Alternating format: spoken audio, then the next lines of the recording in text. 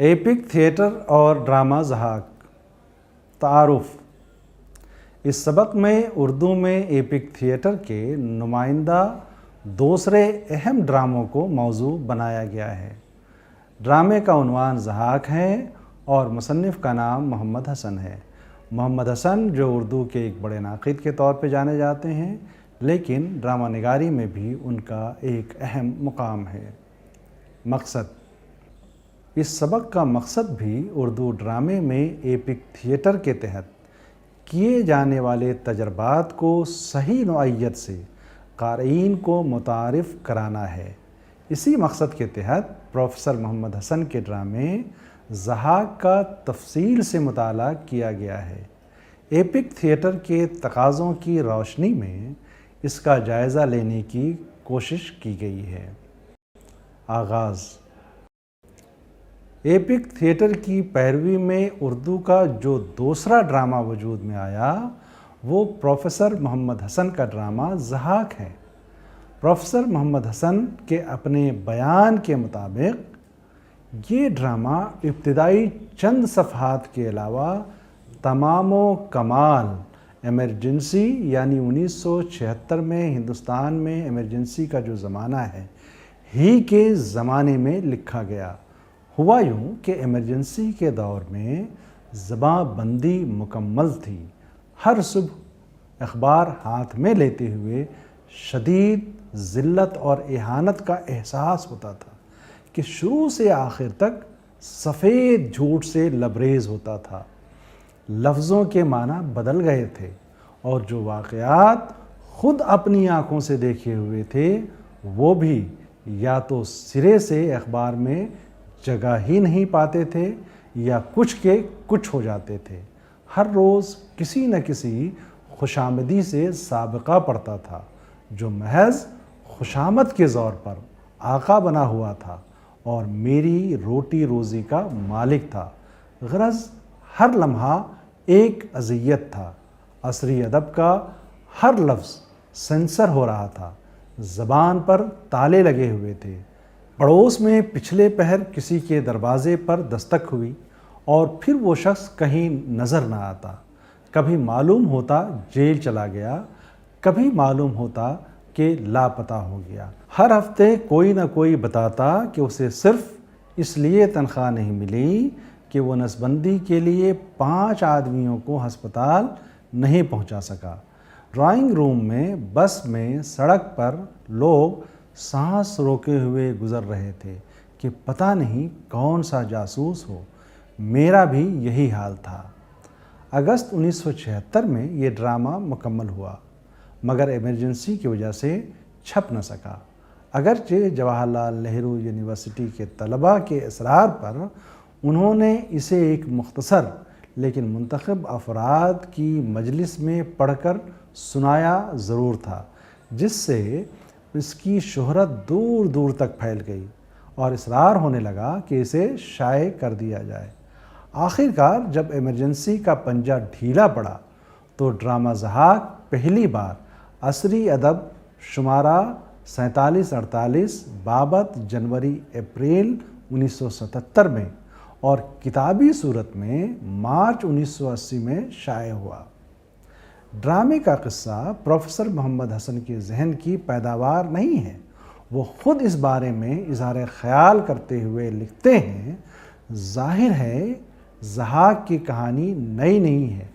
ضحاک کا پورا قصہ فردوسی کے شاہ نامے میں موجود ہے اور نظم و نثر میں بار بار بیان ہوا ہے۔ اس میں نیا پن ہے تو اس سیاسی رمزیت میں ہے جو ضحاک کے کردار کو میرے ڈرامے سے حاصل ہو گئی ہے۔ شاہ نامے کا فارسی نثری خلاصہ شمشیر خوانی ہے۔ رجب علی بیگ سرور نے اس کا ترجمہ سرور سلطانی کے عنوان سے اردو میں کیا۔ پروفیسر محمد حسن کا ماخذ صرف یہ ہے کہ ڈاکٹر محمد حسن نے ضحاک ڈرامہ کو شعوری طور پر کلاسیکی روایت کے تحت لکھنے کے بجائے ایپک تھیٹر کی روایت کی پیروی میں لکھا ہے۔ اس سلسلے میں اظہار خیال کرتے ہوئے وہ خود ایک جگہ لکھتے ہیں جہاں تک جدید دور کی ایجادات کے تذکرے کا تعلق ہے، صورت یہ ہے کہ ڈرامے کی ایک پرانی روایت تھی اور ایک نئی روایت ہے۔ پرانی روایت جو یونان سے لے کر شیکسپیئر اور ایبسن تک جاری تھی، یہ تھی کہ ناظرین کو ڈرامے پر اصل زندگی کا دھوکہ ہو اور انہیں یاد ہی نہ رہے کہ وہ ڈرامہ دیکھ رہے ہیں۔ نئی روایت جسے جرمن ڈرامہ نگار بریخت نے شروع کیا، یہ ہے کہ ناظرین کو قدم قدم پر یاد دلایا جائے کہ وہ ڈرامہ ہی دیکھ رہے ہیں، زندگی نہیں، یعنی زندگی کا الوژن توڑ دیا جائے۔ یہی روایت آج کل ڈرامے میں رائج ہے اور اس کو میں نے برتا ہے، خاص طور پر یہ اس لیے کہ میرے مقصد کے لیے سود مند تھی۔ یاد دلانا چاہتا تھا کہ ضحاک کا دور ختم نہیں ہوا ہے اور یہ کسی پرانے دور کی نہیں، ہر دور کی کہانی ہے۔ قدیم اساطیر میں جدید ایجادات کو ملا کر الوژن توڑا بھی جا سکتا تھا اور اسے زمانے کی قید سے آزاد بھی کیا جا سکتا تھا۔ اس لیے ٹیلی ویژن رپورٹر وغیرہ کا ذکر ہے۔ یہ نادانستہ نہیں، دانستہ اور شعوری ہے۔ اس بات سے انکار نہیں کیا جا سکتا کہ ضحاک جدید اردو ڈرامے، خصوصاً ایپک تھیٹر کی روایت کے تتبع میں لکھے اردو ڈراموں کے ارتقاء میں ایک اہم موڑ کا درجہ رکھتا ہے۔ اس کے موضوع اور تکنیک دونوں کو ملحوظ رکھتے ہوئے یہ کہنا بیجا نہیں کہ ڈاکٹر محمد حسن ایپک ڈرامے کی روایت سے کما حقہ واقف ہی نہیں، وہ اسے عملی طور پر برتنے کا گر بھی جانتے تھے۔ ڈرامہ 6 مناظر پر مشتمل ہے، لیکن اس کے باقاعدہ آغاز سے پہلے ڈاکٹر محمد حسن نے اختر الایمان کی نظم کا ایک بند بھی نقل کیا ہے جو موجودہ دور میں انسان کی دیگر گوں صورتحال کی طرف اشارہ کرتا ہے۔ ڈرامے کے سر ورق پر ضحاک کے نیچے قوسین میں درج یہ تحریر بھی اسی حقیقت کا اعلامیہ ہے۔ وہ تحریر یہ ہے: انسانوں کے بھیجوں پر زندہ رہنے والے شہنشاہ کی کہانی۔ قصہ: ضحاک کا قصہ مختصراً بس اتنا سا ہے کہ ضحاک نامی ایک نوجوان شیطان کی مدد سے بادشاہ جمشید کو قتل کر کے ملک پر قابض ہو جاتا ہے۔ خوشی کے اس موقع پر شیطان اس کے کندھوں کو بوسے دیتا ہے، جس سے وہاں 2 سانپ اگ آتے ہیں جو اسے ہر وقت ڈستے رہتے ہیں۔ لاکھ کوشش کے باوجود جب اسے سانپوں سے نجات نہیں ملتی تو ایک دن شیطان پھر نمودار ہو کر اسے بتاتا ہے کہ ان سانپوں کو ہر روز 2 انسانوں کے بھیجے کھانے کے لیے دیے جائیں۔ جب تک وہ ایسا کرتا رہے گا سانپ اسے نہیں ڈسیں گے۔ اب ہر روز 2 انسانوں کو ان سانپوں کا چارہ بنانے کا سلسلہ شروع ہو جاتا ہے۔ اس مقصد کے لیے سارے وزیر اس کا ساتھ دیتے ہیں، کچھ خوشی سے اور کچھ اس کے خوف کی وجہ سے۔ بالآخر ان مظالم کے خلاف فریدوں نام کا ایک کسان علم بغاوت بلند کرتا ہے اور کوششیں بسیار کے بعد اس کا تختہ الٹ دیتا ہے۔ اس موقع پر بھی شیطان نمودار ہو کر ضحاک کو غائب کر دیتا ہے، لیکن ایسا کرتے ہوئے فریدوں سے یہ بھی کہہ دیتا ہے کہ وہ کچھ بھی کرے ضحاک کو کبھی مار نہیں سکے گا، وہ ہر دور میں ہر جگہ موجود رہے گا۔ فریدوں بھی اس پر ترکی بترکی جواب دیتے ہوئے اعلان کرتا ہے کہ جہاں اور جب بھی ضحاک پیدا ہوگا فریدون بھی اس کا سر قلم کرنے کے لیے جنم لیتا رہے گا۔ ڈاکٹر محمد حسن نے بریخت کے چاک سرکل کی طرح ایک قدیم ایرانی اسطور کو اپنے دور کی ٹھوس سیاسی سماجی حقیقتوں کی عکاسی کے لیے استعمال کیا ہے۔ یہاں مصنف کا مطلب ہمیں ضحاک کی کہانی سے روشناس کرانا نہیں، بلکہ اس کے پردے میں ان عصری حقیقتوں کو پیش کرنا ہے جن سے اہل ہند ایمرجنسی کے دور میں دوچار ہوئے۔ یہ ایک ایسے دور کی کہانی ہے جس کو مستقبل کے تاریخ نویس جمہوریہ ہند کی تاریخ کے تاریک ترین دور سے منسوب کریں گے۔ مصنف نے عصری حقیقتوں کو پیش کرنے کے لیے ایمرجنسی کے جن پہلوؤں کا سہارا لیا ہے ان سے ان کے سیاسی و سماجی شعور کی پختگی کا اندازہ ہوتا ہے۔ عصری حقیقتوں کے اس شعور کی وجہ سے ضحاک کا پلاٹ سماجی معنویت کا حامل بن جاتا ہے۔ پہلے ہی منظر میں ڈرامے کا عمل باقاعدہ شروع ہونے سے پہلے جب کورس نظم کا مندرجہ ذیل حصہ پیش کرتا ہے تو ایرانی اسطور کی جدید عصری معنویت واضح ہو جاتی ہے۔ آج بھی لیکن درد کا مارا وہی لٹیرا وہی شہنشاہ اپنے محل میں اسی طرح بے چین کھڑا ہے۔ ہم سوچنے لگتے ہیں کہ فنکار کس لٹیری کی بات کر رہا ہے۔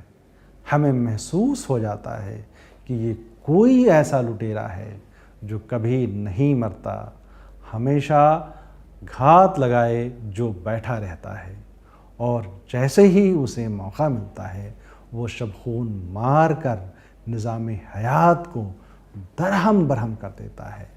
اب کی بار وہ لٹیرا ایمرجنسی کا غلاف اوڑھ کر سامنے آیا ہے، لیکن مصنف کا کمال یہ ہے کہ وہ اسے ایک محدود دور سے متعلق ہونے کے باوجود لامحدود کر کے ہر دور کے افق پر گھات لگائے بیٹھا دکھاتا ہے۔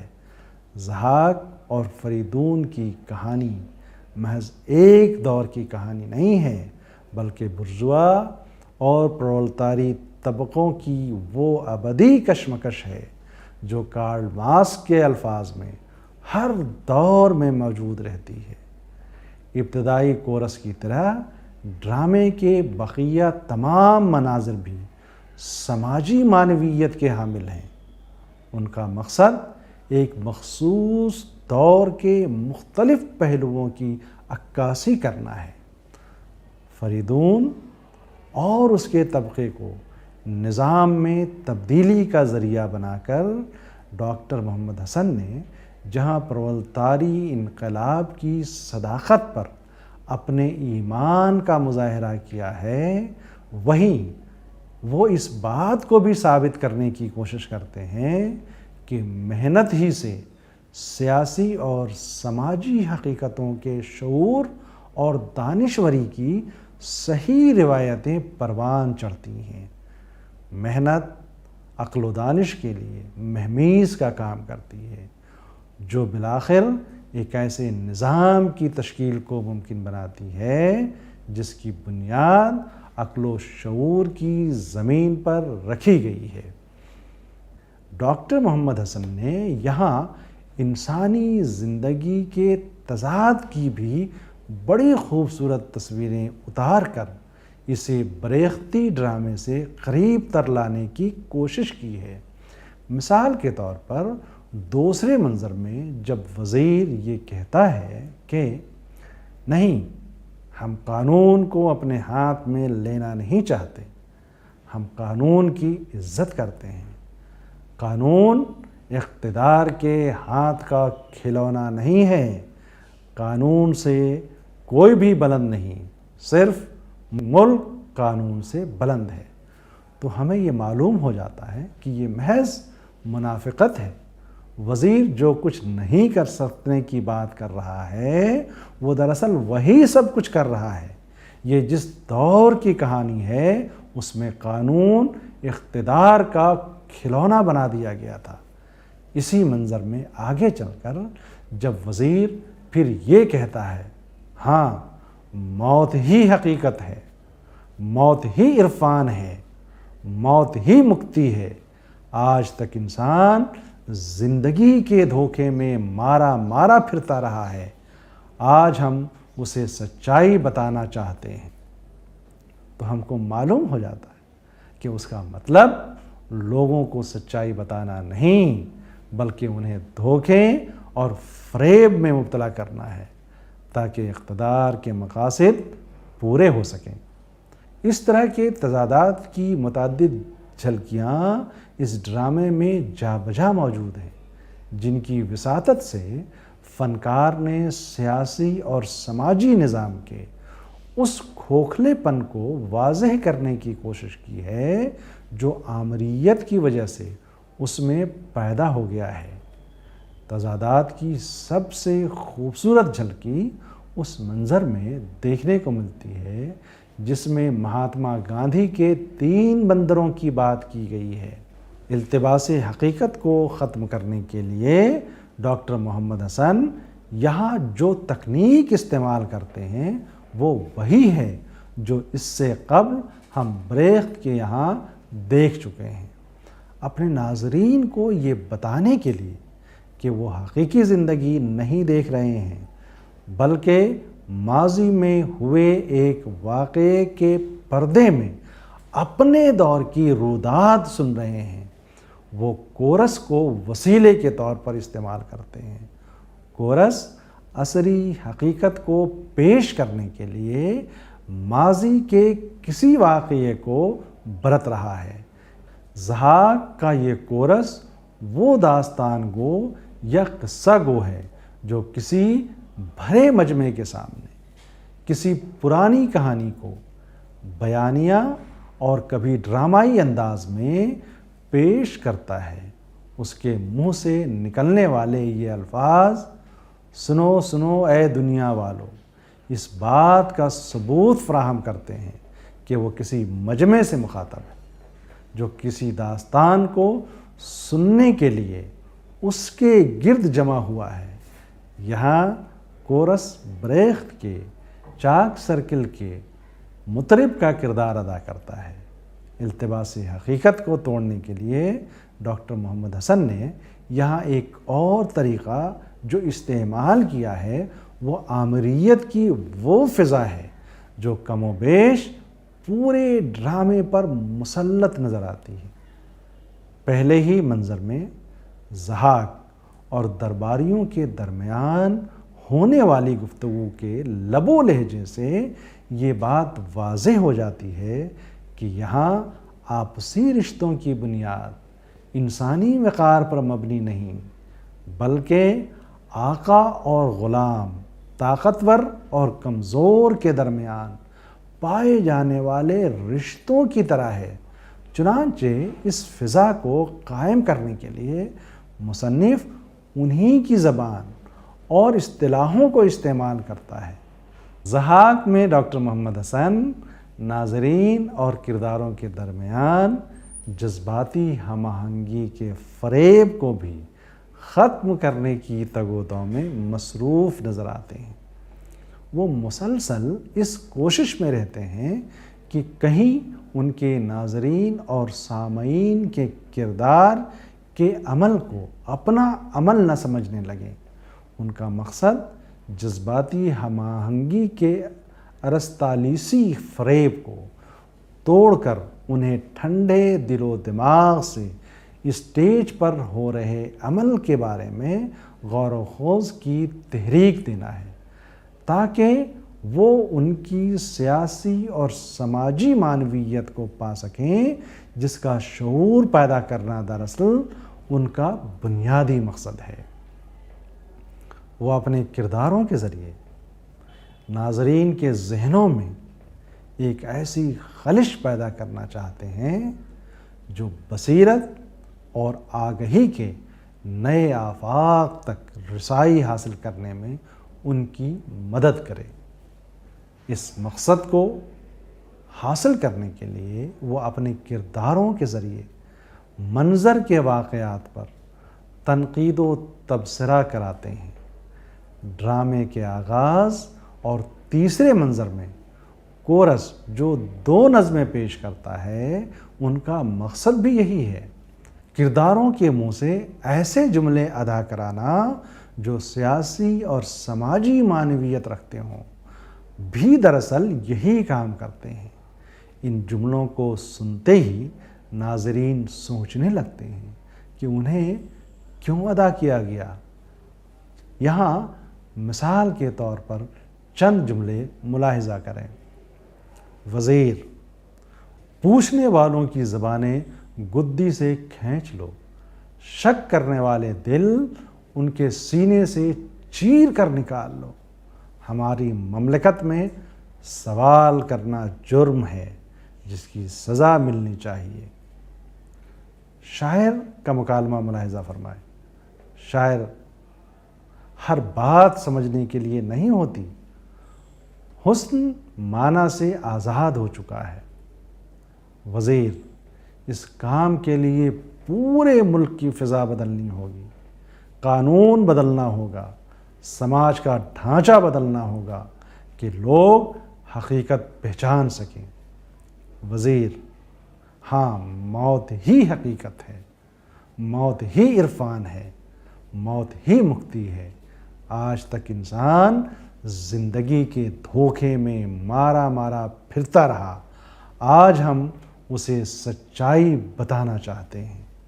ڈاکٹر محمد حسن انسانی زندگی کی تغیر پذیری کے بھی قائل ہیں، اور اسی کو وہ انسانوں کی آخری امید تصور کرتے ہیں۔ اسی یقین کی وجہ سے ان کے کردار بالآخر ضحاک کا ساتھ دینا ترک کر کے اس بغاوت کا حصہ بنتے ہیں جو انقلاب پیدا کرنے کا ذریعہ بنتی ہے۔ عقل اور دانش کی یہی فتح تبدیلیوں کے لیے راہ ہموار کرتی ہے۔ کردار نگاری کے سلسلے میں بھی ڈاکٹر محمد حسن بریخت سے خاصے متاثر نظر آتے ہیں۔ تمام کردار یہاں حالات و واقعات کی سماجی معنویت کی طرف اشارہ کرتے ہیں۔ جیسے جیسے سماجی معنویت میں تبدیلی آتی ہے وہ بھی بدل جاتے ہیں۔ یہاں کرداروں کے انہی اعمال کو پیش کیا گیا ہے اور انہی سے ان کی شخصیات کا تانا بانا تیار کیا گیا ہے جو سماج کو متاثر کرتے ہیں۔ ضحاک میں علامتی لب و لہجہ بھی برتا گیا ہے۔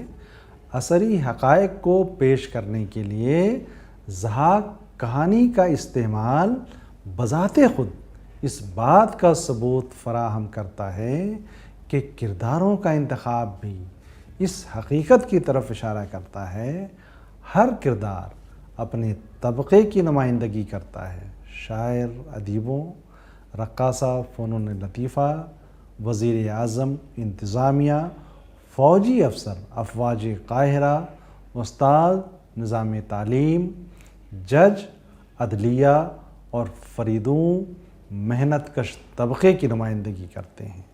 اس کے علاوہ ان سبھی کرداروں کو 2 گروہوں میں تقسیم کر کے برجوا اور پرولتاری طبقوں کی آپسی کشمکش کو ابھارا گیا ہے۔ ضحاک بنیادی طور پر ایک مقصدی ڈرامہ ہے۔ اس کو تخلیق کر کے ڈاکٹر محمد حسن نے اشتراکی نظام حیات پر اپنے یقین اور اعتماد کی ترجمانی کی ہے۔ پرولتاری انقلاب میں ہی انہیں انسانیت کی بقا نظر آتی ہے۔ مندرجہ بالا تصریحات سے یہ بات واضح ہو جاتی ہے کہ ضحاک ایپک تھیٹر کے تحت تخلیق کیا گیا اردو کا ایک اہم ہی نہیں سب سے بڑا ڈرامہ بھی ہے۔ لیکن اس میں کچھ پہلو ایسے بھی ہیں جنہیں ایپک ڈرامے کی بجائے ڈرامے کی کسی اور روایت سے وابستہ کیا جانا چاہیے۔ مثلاً ڈرامے کا ہیرو ایک ایسے کردار کو بنانا جس کے وجود میں کوئی ارتقاء نہیں ہوتا، جو بالکل ہی جامد کردار ہے۔ اسے نہ تو ایپک تھیٹر کے زمرے میں رکھا جا سکتا ہے، نہ ارسطالیسی ڈرامے کے دائرے میں۔ اس کا کردار نہ تو نیکی سے بدی کی طرف سفر کرتا ہے، نہ اس کا انجام اپنی کسی غلطی کی وجہ سے ہوتا ہے، جس کو دیکھ کر ناظرین کے باطن میں خوف اور ہمدردی کے جذبات پیدا ہوں اور جذباتی طہارت کا وسیلہ بنے۔ وہ انگریزی کے مشہور ڈرامہ نگار مارلو کے کردار ڈاکٹر فاسسٹ کی تصویر یا نقل نظر آتا ہے۔ ڈاکٹر فاسسٹ بھی دنیاوی اقتدار حاصل کرنے کے لیے شیطان سے اپنی روح کا سودا کرتا ہے اور آخر میں اسی طرح کے انجام کو پہنچتا ہے۔ ضحاک کی زبان بھی ایپک تھیٹر کے تقاضوں کے منافی ہے۔ دوسری اہم بات جو ہمیشہ موضوع بحث بنی رہے گی یہ ہے کہ ضحاک اور فریدوں میں کس کو اس ڈرامے کا ہیرو قرار دیا جائے۔